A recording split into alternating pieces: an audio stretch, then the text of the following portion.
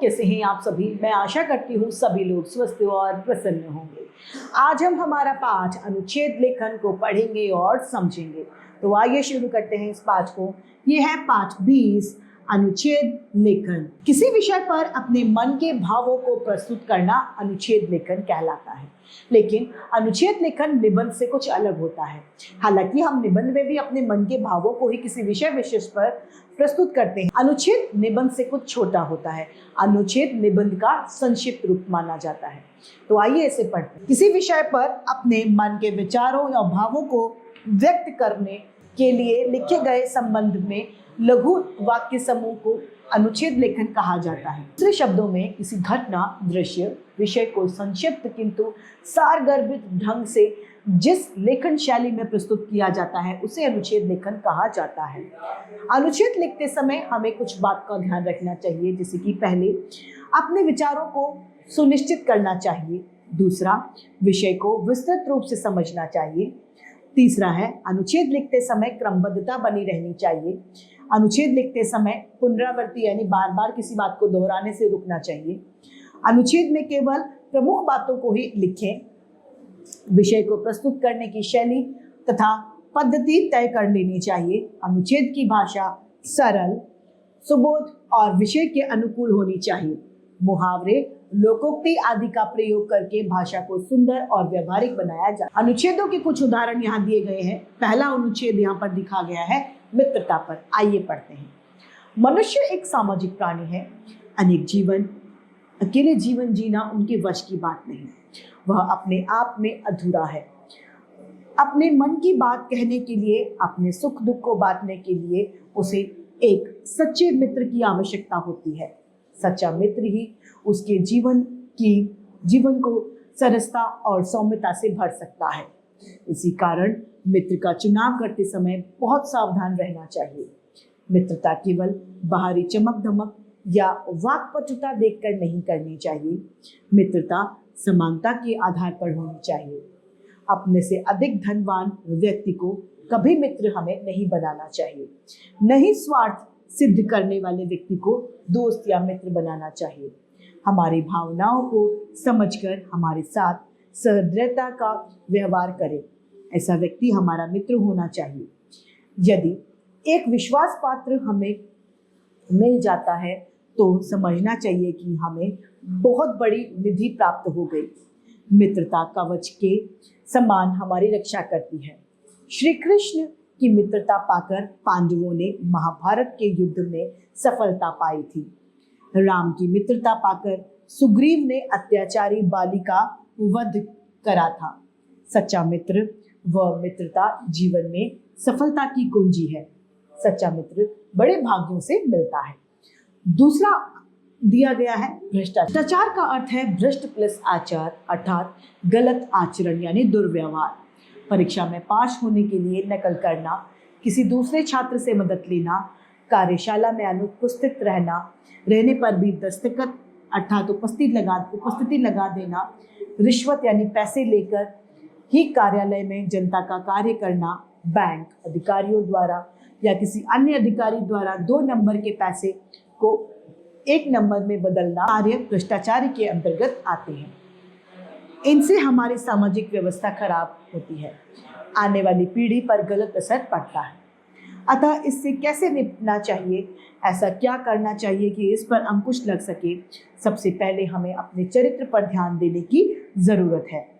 झूठ बोलने पर अंकुश लगाना है, हिंसा की प्रवृत्ति पर रोक लगानी है, परस्पर सत्य वार्तालाप करना है और समय पाबंद की ओर ध्यान देने की जरूरत। जब तक हम अपने चरित्र में सुधार नहीं करेंगे, इस कुरीति पर प्रहार करना अत्यंत दुष्कर है। हमें कार्यालय में समय अनुसार जाना चाहिए। लोगों से पैसे लेकर काम नहीं करना चाहिए। हमें अपनी इन आदतों में सुधार लाने की आवश्यकता है। यह कार्य बलपूर्वक संभव नहीं है। इसके लिए हमें अपने नैतिक कर्तव्यों पर ही बल देना जरूरी है। तीसरा अनुच्छेद है काले धन की समस्या। आइए पढ़ें। काले धन का लाक्षणिक अर्थ है काला सुवर्ण अर्थात लोहा। लोहे का व्यापारी सुवर्ण जड़ित भवन में रहता है और अच्छा जीवन व्यतीत करता है। लेकिन काले धन का अर्थ होता है नंबर 2 का धन। इसका न हिसाब रखा जाता है, न ही दिया जाता है, न हिसाब लिया जाता है। काले धन से आशय इस प्रकार से अर्जित संपत्ति से है जो राज्य सरकार द्वारा निश्चित नियमों व विधानों का उल्लंघन करके अर्जित की जाती है। इसके उपार्जन के लिए सभी नियम और मूल्य त्याग पर रख दिए जाते हैं। धन संग्रह करके समाज में अपनी धाक जमाना इनका मुख्य उद्देश्य होता है। हमारे देश में काले धन में प्रतिवर्ष लगभग 3000 करोड़ रुपयों की वृद्धि होती रहती है, जो कुल राष्ट्रीय आय का 20% है। 35 वर्षों में हमारे यहाँ ये कारोबार चल रहा है। अब काले धन के स्रोत दिए गए हैं, आइए इन्हें पढ़ें। पहला है आयात लाइसेंस, लोहा इस्पात सीमेंट लाइसेंस का विक्रय, वृहद उद्योगों में वस्तुओं का क्रय विक्रय, सामाजिक क्षेत्र के सौदे, औद्योगिक लाइसेंस का निर्माण, सरकारी व व्यापारिक संबंध सौदे, अवैध मुद्रा। अब काले धन के कारण क्या है? कर से बचने की प्रवृत्ति काले धन का कारण है। स्फूर्ति मुद्रास्फीति यह काले धन का कारण है। सरकारी नियंत्रण का अभाव काले धन का कारण है। लाइसेंस कोटा परमिट का दुरुपयोग ये भी काले धन का कारण है। नियंत्रण में लाने के उपाय क्या है? आइए इन्हें पढ़ें। आर्थिक स्वतंत्रता प्रदान करना, काले धन को वैधानिक रूप देना, समझौते के उपायों पर विचार करना, क्षमा और समझौता, धनी व्यक्तियों पर नियंत्रण और करों के ढांचे को उपयुक्त बनाना। अब बाधाएं क्या हैं? बड़े लोगों की सुरक्षा ये बाधा है। एक, पार्टी के हितों का ध्यान रखना तथा सरकारी अफसरों द्वारा अधिकारों का दुरुपयोग करना, ये बाधाएं हैं।